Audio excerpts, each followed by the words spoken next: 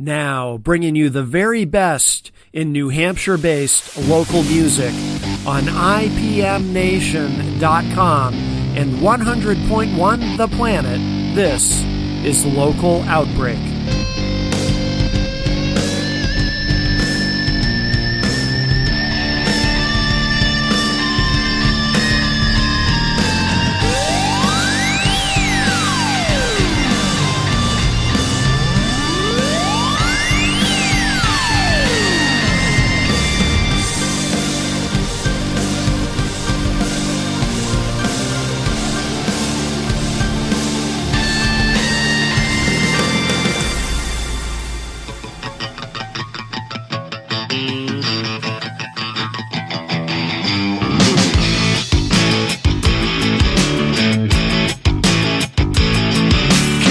Side down, smack it with some octane.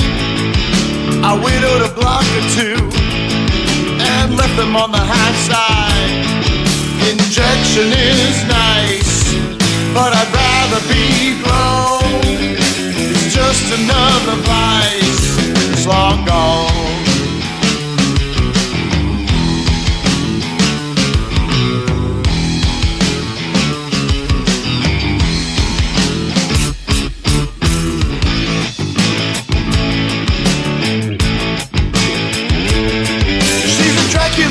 Eastwood, and her beauty don't mean a thing. She's a ticket with a thin hard line. Same train, different time. Injection is nice, but I'd rather be blown. It's a roll of the dice, it's long gone.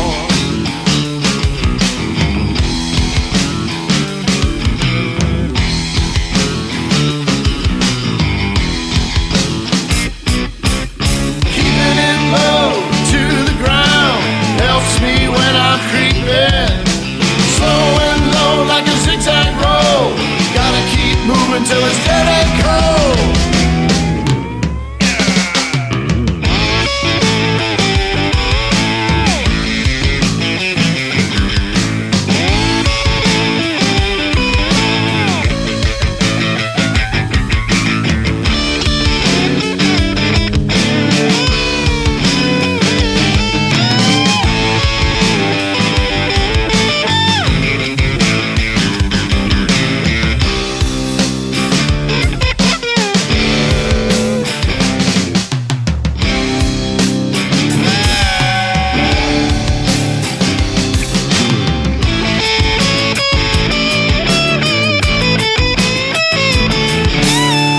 Is a food group that never tasted good.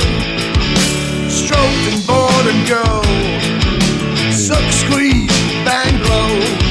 Injection is nice, but I'd rather be blown. It's just another vice. It's long gone. Long gone.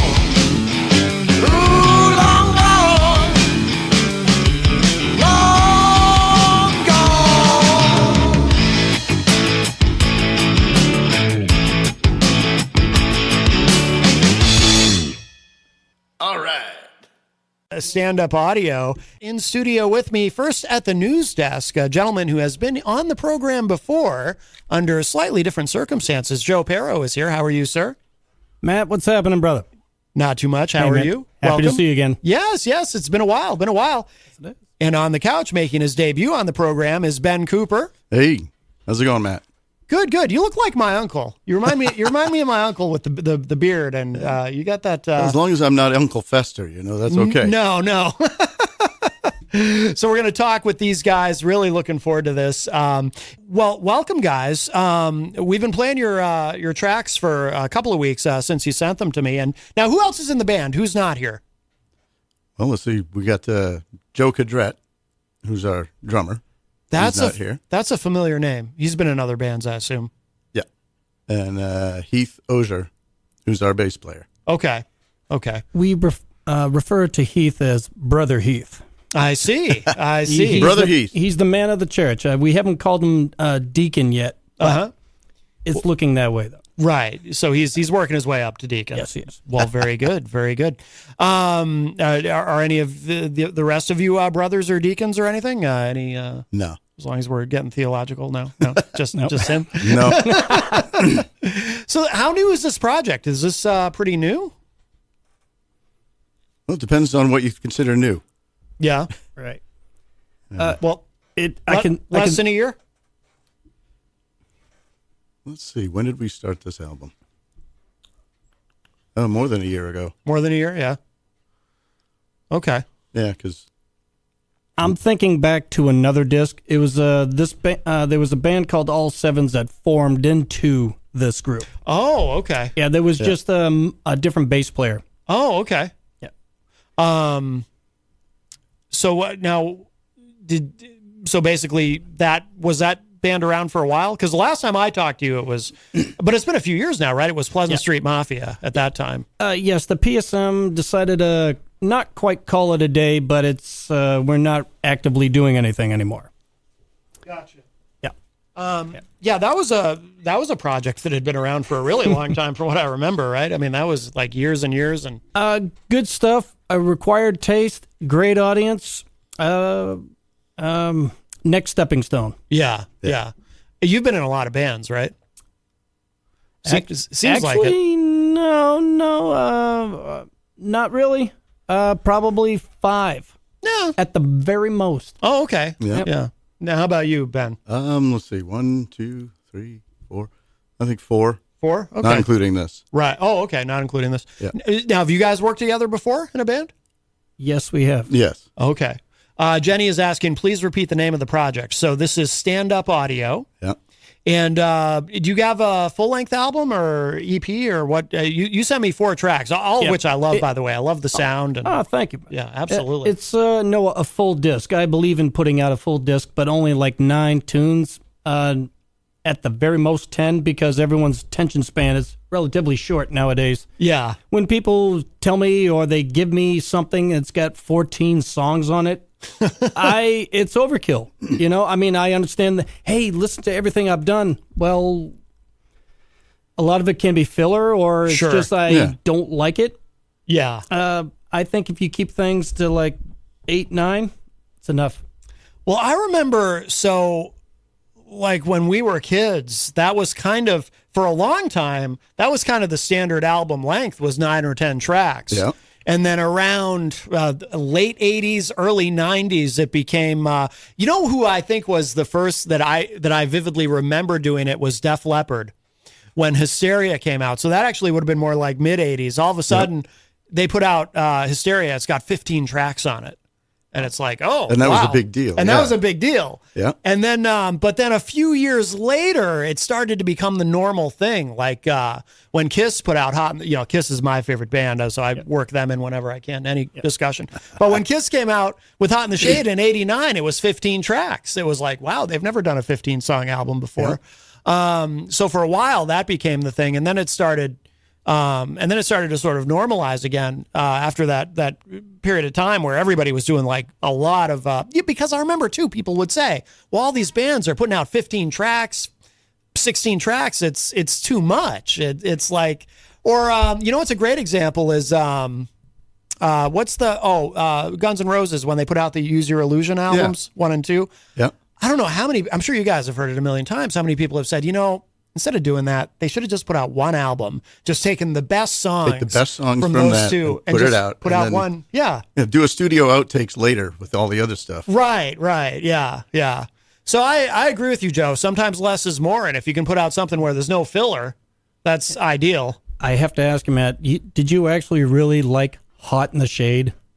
Yes. So okay. I think now okay. I understand why you asked that. Yeah. A lot of people don't like that album. I think it's underrated. All right. I think the production could have been better, but we all know the story. A lot of those were demos, and they kind of said, good enough. They recorded it on the cheap. They didn't work with a producer. They did it themselves. I think it could have been better. But hey, I mean that Forever. I mean that went to number 6. That was a huge hit for them. Kind of saved the band, actually, at the time. All right. If you think of it that way. No, I'll give you that. I'll give you that. The opening song wasn't bad. Rise to It I thought was cool. Yeah. But I stopped at Crazy Nights. Oh, did you? Yeah. I tried. Yeah. I tried, Matt. But after that, Matt, I didn't get back into it till Revenge. Okay. Well, And then after Revenge, I didn't like anything else that they put out. Revenge is my favorite album of Really? Kiss. Yep, that's right. my favorite Kiss album. I love Revenge. Love Revenge. Yeah, I never really. But see, I got into Kiss late. For me, Tears Are Falling was the song. So for me, it was well into the non-makeup era. All right, Yeah. gotcha. Because All right. I can trace it back to a specific moment, and my dad will appreciate this because he Okay. listens to the show. So what would that have been? 1985. I'm on the living room floor after school, watching MTV as one does in 1985. Yep. And the video for Tears Are Falling is on, and my dad comes home from work and he kind of pokes his head in the living room. He says, "Maddie, who is this? Is this Kiss?" And I said, "Yeah." And he goes, "Yeah, I really like this song." And I said, "Yeah, me too. It's like my favorite song right now." So he made a mental note of that. And for Christmas, he got me Asylum, Kiss Asylum. And it was love. I listened to that and they became my favorite band. Yep. And they've been my favorite band ever since. Gotcha. Yeah. But you probably makeup era? There's points all over it. I Yeah. burnt them out when I was a kid. Yeah. I can listen to and enjoy Dress to Kill on a rainy day. Don't ask me why. Yeah. And I can also enjoy Rock and Roll Over.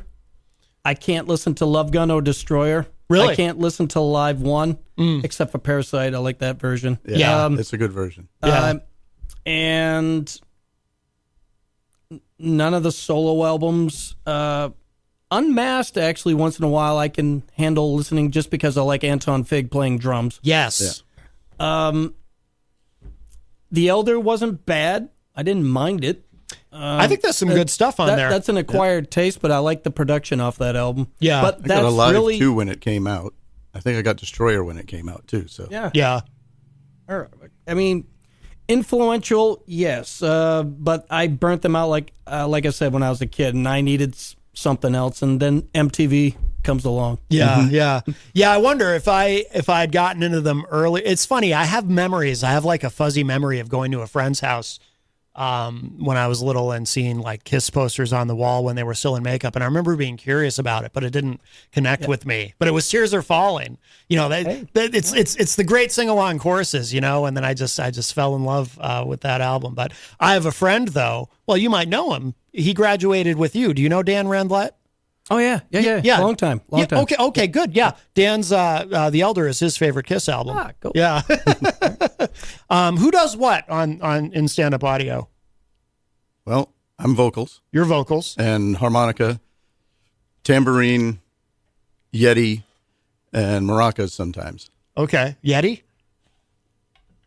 Oh, there you go. And I'm not kidding. Yeah. Not It's kidding. actually in the back of a couple of tracks. Yeah. I don't know if you could hear it really well, but we decided to put that in there just for the hell of it. You're singing on all the tracks. Yeah. You got a cool voice, man. I thought on the song we just played, you kind of remind me of David Lee Roth a little bit. Okay, I'll take that as a compliment. Not No. on the other ones I played, but on that one, there's something DLR about. At least when that first verse hits. What do you do, Joe, in the band? I was like, I play guitar, man. Yeah. Play guitar, write lyrics, music, and I did the production on that CD. Okay. Yep.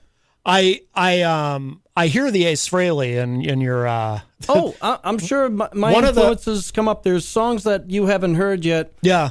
There's a song called Peter's Girls that does have Kiss influence all over it. Yeah, it does. Then I Thin Lizzy'd it a little bit with some harmony, but you could still get away with playing it live. Yeah. Yeah. I forget which track it was. It was either the first one you sent me, Does It Have to End This Way, or the other one. Yeah, you're digging that too, man. I love that song. Oh, thank you. Great. All right. No, that's awesome. But there was one of them I remember thinking, yep, that's Ace. I could hear the Ace influence. And I remember too, we had talked about Kiss last time you were here with Pleasant Street Mafia too, because you guys were you were talking about a song that you did that was inspired by a Simple Type who of course only the most diehard fans would know about that. Yes. The Wicked Lester. Yeah. Yes, took the melody, most of it, and changed the key, and that became a song called I Said Hey. Yeah. Very cool. No, I like that a lot. And then I remember too, I went back and I went online. I was like, I got to hear a Simple Type again because I hadn't heard any of the Wicked Lester stuff in so long. It's too bad they never did that song as Kiss because that's actually a great track. It was, when I hear it, it's early 1970s New York AM radio. Yeah. And that's the vibe I get from it. And again, it sounds better on a rainy day. There you go. Don't ask me why. Certain albums and certain moods and, weather permitting. Amy Mosley says, ask Ben about Alice Cooper. Another one of my favorites, by the way. Amy. Oh, Amy. Yeah. Oh, well, Alice Cooper is somebody that I've enjoyed. No relation. No relation. But Amy has been to see him many times, and she has a tattoo that is Welcome to My Nightmare, except instead of it being Alice, it's Jack Skellington. Okay. And at one of the shows that she went to, she was part of the meet and greet, so she had Alice sign his name underneath the tattoo, and she covered it up and went home and had her tattoo artist do the signature. Nice. And she found an old copy of Welcome to My Nightmare and took it to another show and had Alice sign that for me. Oh, wow. So, very cool. Very cool. Yeah. How many times has she seen him? Can you put a number on it? She's seen him at least 4 or 5 times. Okay. Yeah. And this past summer, last summer, I took my son to his first concert. Yeah. And so that was Alice. Very cool. And he enjoyed the hell out of that. Very cool. Yeah. I've seen him a few times. Yeah. That's awesome. And Heidi Cooper in the chat room says the band is amazing live. Are you guys playing out a lot? We only played one show. We played one show. Oh, well, but it left an impression on Helen Cooper.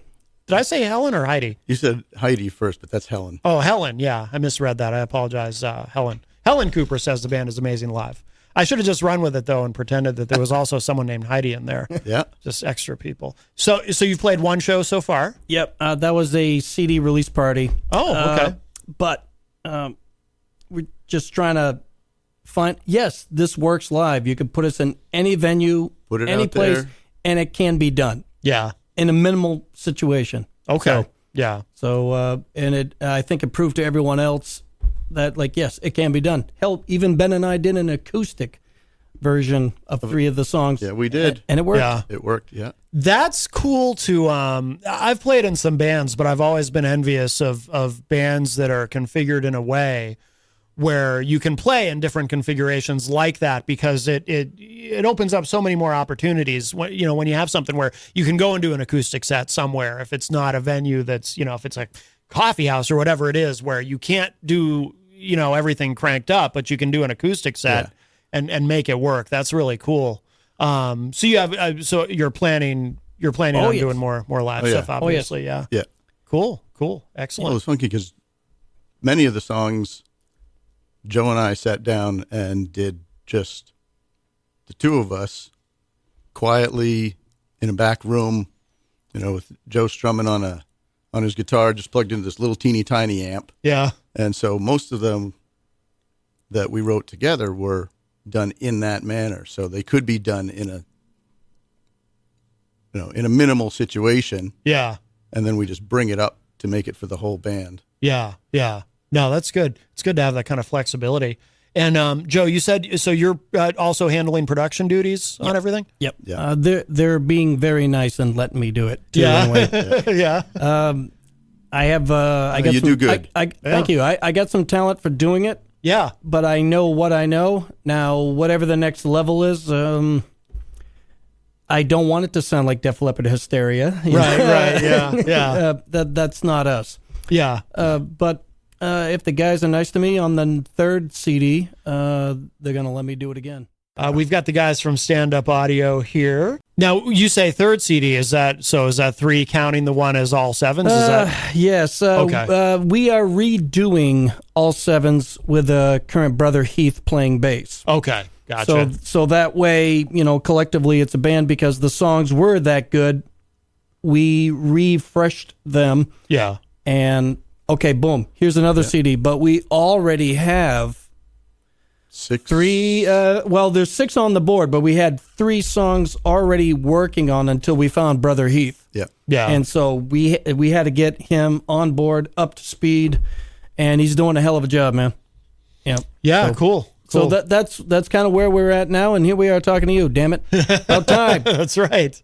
No, I really like the production. It's very very sort of stripped down. Yeah. It's kind of it's minimal. There's not a lot of it doesn't sound like there's a lot of effect on anything. Like it sounds very live. And I think it goes with the production style that you use. It's sort of timeless in the sense that I would not, if you just played that for me and I didn't know that it was new. Right. If you just said, "Hey Matt, listen to this, tell me what you think," and I had no idea when it was recorded, I wouldn't know. I wouldn't know when it was recorded. I wouldn't be able to tell you. It's got and I'm thinking specifically about, because if you were to pick, I don't know if you've chosen a single that you're trying to work or anything, but does it have to end this way? Do I have the title right? Yeah. Yep. I think that's, to my ears, that's the single. I think it's timeless in that it doesn't sound like it's of any particular era. Does that make sense? Yes, it does. Yes, Yeah. it does. Would you remember in the early 90s, a band from the South called Cry of Love?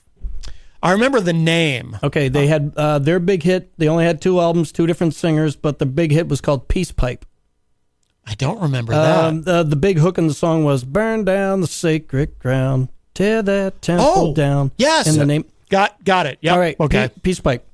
That production, with what we're doing with Stand Up Audio, I kind of gauged it along that line. Okay. You could tell this is a guitar. This is a bass guitar. These are drums. Oh, there's some, versus being washed with a bunch of effects. Anyway, Yeah. don't get me wrong. I like Def Leppard. I stopped at Pyromania. Yeah. I really loved High and Dry. Oh yeah. Me too. Yeah. But that was what I gauged things, was that from that band Cry of Love. Okay. Yeah, early Def Leppard is kind of it's funny. People don't even know, who've never gone back and listened to the early stuff. But the early Def Leppard, it sounds more like, to me, I always thought it sounded kind of like AC/DC. Oh yeah, in terms of production, absolutely. And then of course with Hysteria, they really, now Hysterical. it's like you've got 15 tracks of vocals. It took them a year just to record the vocals for Hysteria. Did you know that? Like to get all the choruses and everything. It doesn't surprise me. Yeah, No. yeah. But I mean, Mutt Lange used the studio as a tool. Yes. I can't deny genius where it is. Oh sure. But it wasn't my flavor. Yeah. There's a bunch of things out there that aren't my flavor. Right. Within the way of the world. But again, I stopped at Pyromania. I thought that was cool. Yeah. And I love Joe Elliott's voice back then. Oh yeah. Anyway. Oh yeah. Absolutely. Absolutely. Has your production technique changed at all over the years? Because I assume you produced like with Pleasant Street Mafia. Did you produce all of that? Yes. Yeah. I did everything. Again, for the PSM, the guys were very. They were very trustworthy to me. Okay. Because I tried to I go, guys, I promise you, I will not make you, to the best that I know how, not make you sound bad or be embarrassed 10 years later to hear yourself. Seriously. Yeah. Because if there's mistakes or there's some going in and out of tune maybe a little bit to a point, do you want to hear that back again every time you play it or show it to someone? Oh, here comes that part. I'm going to cringe. They were nice to me in the same way nowadays. Both Brother Heath and Joe Cadret, much appreciated to them for giving me that for trusting me, I guess is what I'm trying to say. Yeah. I like to, that's a good way to think of Yes, it. sir. You know, is this something that you're going to be happy with if you hear it 10 years from now? Yeah. Or are you going to go, oh, you know, so. I think it's good. Yeah. I can't vouch for everyone in the band, but no one, the drummer did think that the bass could be a little bit fatter. And so I went back and you know, he was right. Yeah. Because when you hear something for the longest time, you start to hear things that aren't there. Because you're so concentrated. Yes, Yeah. half hour. Go outdoors, listening to traffic or the whatever is outdoors. Listen to the Flosset run. Yep. Just to clear your head and go back to it.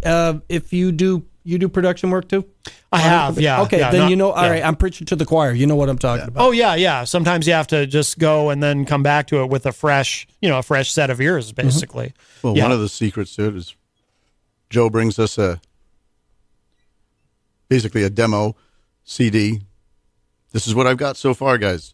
We go and sit in somebody's car and listen to it because we want to hear how it sounds on Yes. the car speakers rather than the $200 or $300 studio speakers. No, we want to hear it in the car on those speakers, see how it sounds to the average person driving along listening to the tune. Exactly. And that's where we get some of these ideas like, the bass needs to be a little fatter, or this needs to happen here. Oh, we're missing the stereo. I remember Right. the first time we were missing the stereo on it. So, That is the true test because that's how most people listen when they listen to music. Well, not in you. their cars. I mean, look at you. What, But telling you. so now is the CD already out, or The music is done. The artwork's taking longer. okay? We got to get a few more pictures before we can put that out there. The cover is. When I sent you the tunes, did they have an orange like tube, like a guitar amplifier tube on it or anything like that? No. Any picture? No. Okay. All right. So it was before that. I got to get you a hard copy. Oh, okay. Yep. Wonderful. Wonderful. Yeah. Yep. That'd be great. Yeah. Are you guys going to do, because obviously, and this is a conversation that all the musical guests who come on the show, we talk about this, are you planning to press, do a run of CDs, or are you just going to do, a few to give out, but mainly market the music online, or have you figured that part out yet? Because we live in an era where, and again, it's funny, when we were kids, it was simple, right? Every artist, make an album or an EP, usually an album. And then, of course, that was all there was physical media. We didn't have digital media then. And, and then they go out on tour and, it was all very, there was a standard formula. Now you can do whatever you want because of the internet. You can put out a full album. You can put out an EP. You can put out a single at a time. You can just release it digitally. You can do CDs. Hell, cassettes are back. I go on Bandcamp and I see, it's mostly just really like super indie, trendy young artists, but they're actually doing cassettes. I'm like, oh my God, which was funny to me the first time I realized it because I used to play in a band called The Jinxed, and we had a running joke in the band and this was like 10 years ago, we had a running joke in the band that we were going to release a single. And then a few years ago, I'm on Bandcamp and I see people are putting out singles. I'm like, oh my God. I guess some people need that tape hiss. Yeah. That's what we were all... LPs are back too. Oh yeah. Well, they never really went away. They never really went away. But yeah. Two of my daughters recently have gotten record players, and so they're having fun with that. Nice. Yeah. Nothing beats the sound of vinyl. Oh no. The warmth of it, and yeah. That's what we were all against was tape hiss. That's why digital came along. We can actually put out something and not have right in the background. Yeah. And to get with there's so many ways to distribute music out there. I am not a fan of digital streaming. Everyone that does it is getting ripped off. I don't believe that, like you can get 1 million plays of something. Oh yeah, you get $500. Totally wrong in my book. So you're talking about like Spotify? Yes, absolutely, absolutely. The digital services. I'm not a fan of it. Other people, Ben might even have it on his phone if he does. But and I don't believe in it. So I'm a fan of hard copies. I want to look at some artwork. Yeah, You know, yeah. I might want to even spend the money just to have a vinyl to look at. You know, Yeah. there's something to be said for that. And if you're really into an artist too, it's fun to read the liner notes and everything when you first open it up. We did. Yeah. Yeah. No doubt. So you're going to be, so obviously you're definitely doing hard copies then. Yes. When it comes Yeah. out. And then, but I mean, will you, We're talking about doing download cards too. oh, okay. That's cool. that'd be- Yeah. Because that you can actually give somebody the card and you can give them the artwork with, you can make that part of the package that comes with the card, Right. so they could get the album artwork, Yep. the pictures and everything, but just with the card. And then if they want to, so if they want to download it instead of having to have a CD player, they've got it. Yeah. There you go. Yeah. That makes sense. We've got the guys from Stand Up Audio here. Yeah. And let's see. So how many songs are when you do play out? I mean, are you playing stuff only from this band, or because you've both been in other bands, obviously? So do any of those songs come with you into this project? Well, right now we're just when we've played out, we just played our own songs Yeah. from this disc. Yeah. And when we go play out again, we've been talking about maybe throwing in one cover, just to give people a flavor of what some of the other stuff is that we do. Yeah. Because all of us are also in cover bands. Oh, you So, are? yeah. Oh, okay. What do you want to mention what those bands are? Probably some names people would know around here. I'm in Talking Smack. I've heard of Talking Smack. Yeah. We're out of the Sunapee region. Okay. Yeah. I'm part of the band called The Fuzzbox. Yes. Yeah. I remember looking at a picture of the fuzz box and thinking, wow, this is like a high school reunion looking at this picture, because I see Tom Sarabia, Oh, yes. one of my best friends in high school, and Kurt Ekstrom in the picture. And I was like, I'll be damned. And Kurt and I were good friends as well.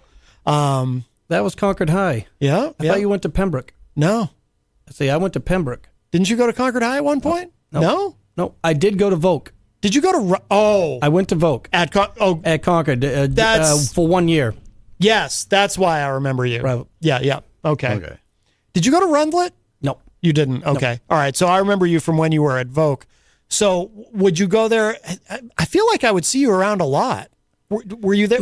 My friend, we probably had run in the same circles. If you Probably. were playing bass and stuff like that, we had to have known or met each other through somewhere, through the local Strings of Things store. Yeah. Or Oh, something. yeah. Oh, yeah. Definitely. Yep.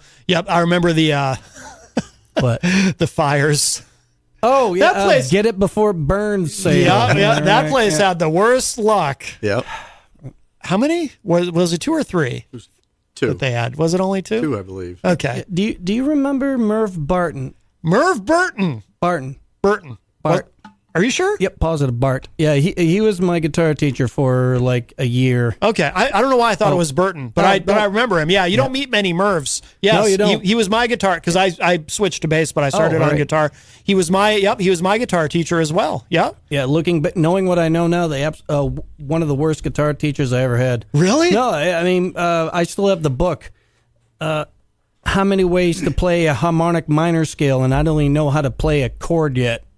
And I don't even know how to hold a pick and all that stuff. He has written out for me the solo by Queensryche, Child of Fire. Yes, I remember him writing out solos. Yeah. And I'm going, I don't even know the song, and you want me to. So it basically took me like 4 years of, being a kid going, wow, this is not turning out pretty good. I think I'll just go home and learn how to play with records. So Leonard Skinner's Second Helping was my savior. I learned how to play a guitar by doing that record. Oh, and Merv Barton told me not to like Kiss because they weren't very good. Well, there's a lot of snobs out there. Okay, but now, so all these years, so I thought it was Burton. Now I understand why I could never find him online. But when I look for Merv Barton, guess what? Ba-boom, I Mama find him. said. I find him immediately. Yeah. I'll be damned. I had his last name wrong this You whole do time. know the story behind him where he could have been? All I remember when he left because he was going to play in a band and they were going to be going on tour. and I was just a kid, so the details are fuzzy. And then so he was replaced by another guy whose name, if I remember it correctly, and you've shown me I don't always remember names correctly, I think his name was Todd Leclerc or Leclerc. Do you know Todd? Todd Bowie. Could have been. Okay. But so I'm really fuzzy on what ended up happening with All Merv. right. I'll give you the quick story for all those who are listening and watching. Anyway. Yeah. This through 10 different sources, I'm going to narrow it down. Okay. Merv Barton, good guy and everything. I just recently ran into him not too long ago. It was kind of interesting to see your old guitar teacher. Anyway, he was supposed to be where Zakk Wylde is. No kidding. He went to try out for after Jakey Lee left. He went to try out for Ozzy's band in New York City. Sharon Osbourne called Strings and Things in Fisherville Road in Pennacook, out of all places, Yep. looking for Merv, because Merv had supposedly submitted a tape that got to Quiet Riot, because Quiet Riot played the Capitol Center for the Arts, was the Concord Theater. Concord Theater at the time. Yeah. Yeah.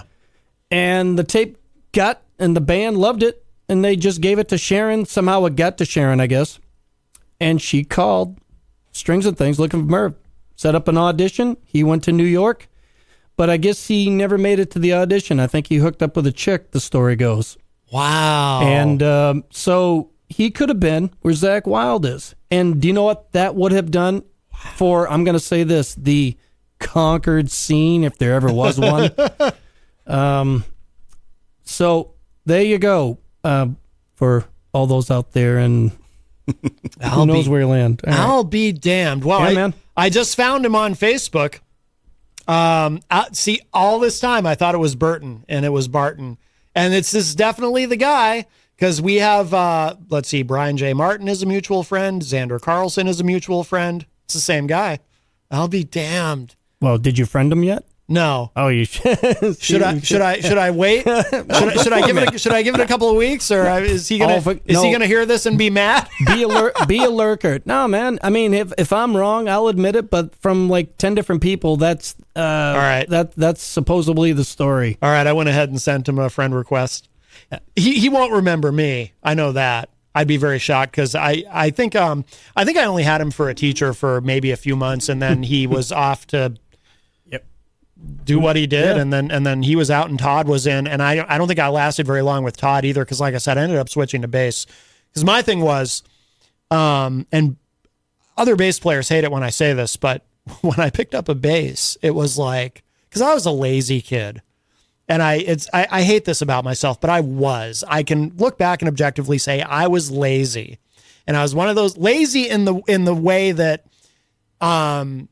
if I wasn't good at something right away, I would get frustrated and discouraged and very often give up on it. Mm-hmm. So when I picked up a bass, it was like 2 less strings and I don't have to know any chords. I think I found my instrument. Now, so I became a bass player out of laziness, and other bass players hate it when I say that. And I completely understand why. I would be offended if I were other bass players and I heard me say that. But I did go on to play in a bunch of bands, which I wouldn't have been able to do on guitar. Maybe rhythm. I can play rhythm guitar okay.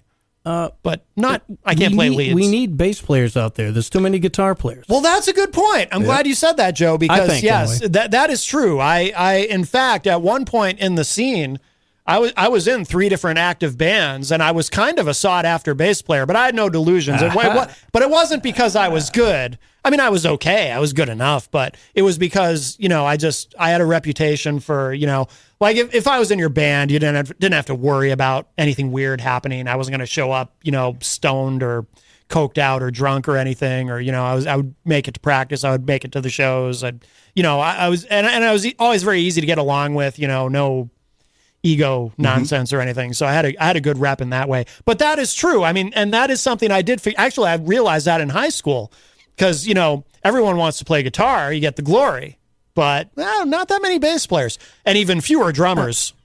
I wanted to be in a band, and I just chose that instrument. It had nothing to do with being the pin man. Yeah. I liked being in a band with a group of people. Yeah. And that is what a lot of people miss.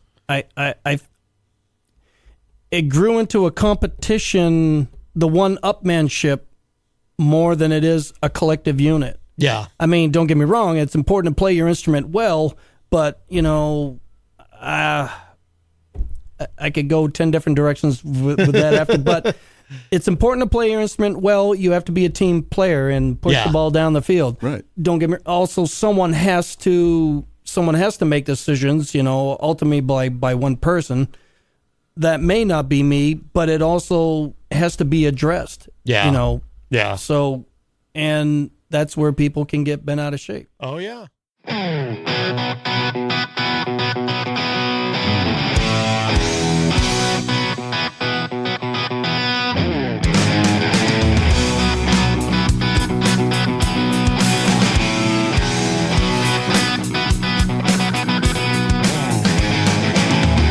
Looking at a man that won't be pushed. Like I said, won't be long before I'm gone. All gone. Two of us and only one side of right. Built your fences high, so now I have to climb. You can have it, with or without, but you can't have it both ways. So tell me, baby, does it have to end this way?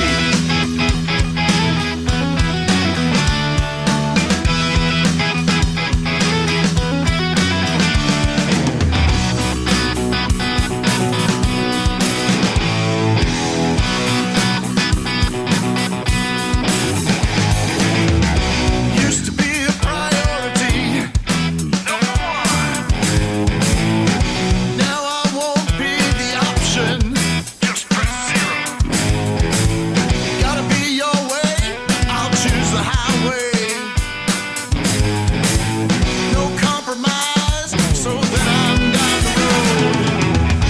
You can have it, with or without, but you can't have it both ways. So tell me, baby, does it have to end this way?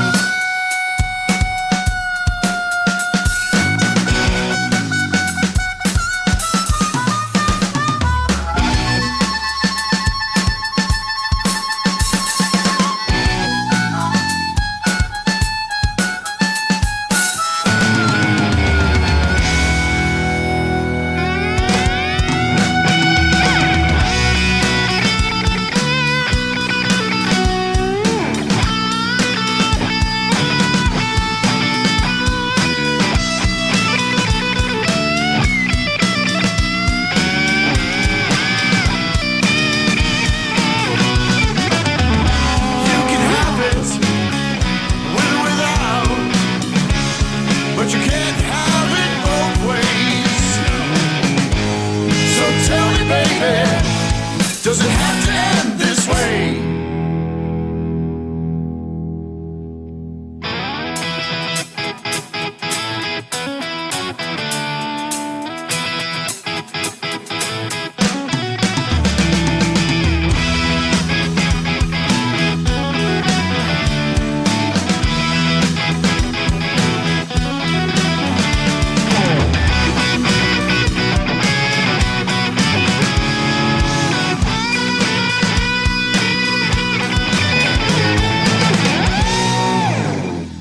What I like about stand-up audio, that no one's a drunk that we know of. No, I mean, no one goes to therapy that we know of. Yeah. And we're all on the same page. Yeah. You know, and what is the common goal? Well, it's a little bit of blind ambition right now. Yeah. So. Yeah. No, I think that's great. I mean, that's so important. I was it all blurs together. No, it was 2 weeks ago, right? I had the guys from Chasing the Devil. Do you know them? I saw the shirt. That's as far as I got. Okay. All right. Kind of a super group in the area, really, because it's got Manchester has Supergroup? Well, basically, yeah, because it's got members of Purge DI, Castor, the Blackout Summers, Dogfight, Nope. and and who am I forgetting? Well, anyway, I don't know them. Sorry, guys. But we were- All right. I've heard of a couple of them. yeah, All right. yeah. But we were talking about we were talking about that thing about how it's so important to be in a band with people that you get along with. And it's easier. I think it's probably easier. I mean, I'm looking at it from the outside now because I don't currently play, but I get the impression that it's easier when you get a little bit older to do that, to find people to be in a band with where you people have kind of got the partying out of the way. Like when you're young and you're in a band and you end up with, all it takes is one guy in the band or girl, not to be sexist, who maybe doesn't have the maturity to do things like show up on time and, Right. and make it to practice and whatever. So I feel like when you get a little older and everyone's a little more grown up, it's easier to work as a cohesive unit. Does that make sense? Yes, and you've heard the stories of the girlfriends busting up bands. That is true. It's a jealousy thing. Yep. But I think what we have now, I can't thank the spouses enough for, yes, you need to go and do this. And they're probably saying, good, it gets them out of my hair. Well, having a supportive partner, that's a big deal too. Absolutely. In anything that you do. I lost 2 potential wives to music. Oh, no kidding. Oh, yeah. One said is it going to be music or me? Oh, wow. Oh boy. Whoa. Oh. Yeah, that one threw me for a loop. But anyway, that was years ago. But yeah, I went looking for rings. Wow. I made it out alive. Didn't have to sign the prenup. Wow. No kidding. I met my wife Helen at a gig. Oh, with no my, kidding. with my old band. Oh, cool. Yeah. So we met at a gig with what band was that? Schrodinger's Cat Okay. was the band that was in at that time. Yeah. Yeah. Met her at a gig and we hit it off at the gig and then started dating about 2 weeks later. And that rest is history. Excellent. Excellent. She's the wife of the party. Good. Not bad, buddy. Not bad. And you're married now, Joe? What? Or No. Happily unattached. Ah. So all right. she's still out there, and in the meantime, there has to be some rock and roll flavor going on. And if I seem to be the man for the job, There you go. so while everyone else can be single anyway, they're all married. They got to have at least one single guy in the band. Right. Someone's got to have some testosterone. Might as well be you. That's good. Like in the world that I don't care what band or what type of music you do or what type of this or that, or what your politics are. Even Eddie Vedder, I don't care what he has to say. He wants a chick in his hotel room when he's done, married or not, and that goes for anyone out there. I don't care who you are. And that Even Eddie Vedder, you think? I don't know. He seems like he probably goes back and just reads a book. no, yeah, exactly. He can say whatever he wants. Doesn't. Nope. I don't know. He's just I don't care Neil Young or any of those guys. Nah. They Bruce Springsteen. Yeah, I'm sure he can say he's married all he wants. Didn't you hear what Jesse, the guy from Jackal? Remember that little? Oh, I do. Yeah. Yeah. I love how he said Jesse Dupree. Yeah, thank you. Yeah.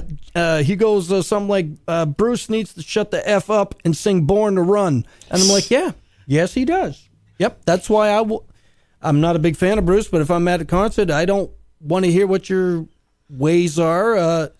Sing Born to Run. I don't want to hear Born to Run. I'm just, yeah. Again, I like Bruce, but I want to hear the music. I wouldn't pay money to go see it. It would have to be a given ticket myself. Right, yeah. I like Bruce, but not enough to see him live. I don't know. Not enough to pay to see him. Not enough to pay to. Yeah, I'd go for free, but geez, right. I don't think it's still the case now because he's older. But he had a reputation for a long time of doing like 4-hour shows, and it's like like we were talking earlier about sometimes less is more. I mean, like when we were kids, that was his rep. Yep. He would do like 4.5 hours. It's like that's a little much. That's a little much. I mean, Kiss is my favorite band, but I don't want to sit through 4 hours of I'd be like, geez, after 2, I'd be like, yeah, I think I'm good. Maybe 2.5. Yeah. You know, if they throw in some stuff they don't usually play, keep it interesting. But 4 hours of anybody, it'd be crazy. No, that's too much. Yeah, yeah.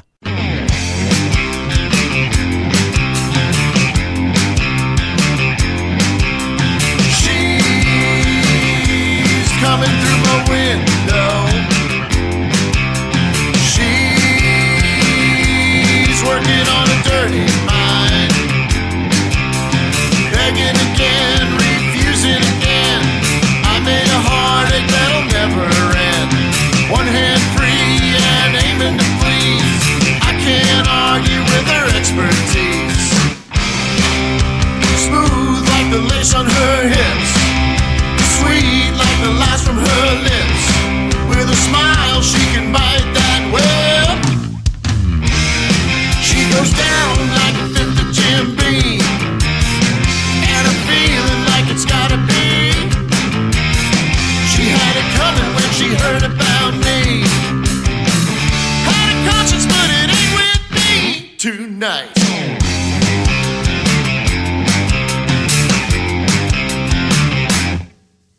She says she's ready for round two.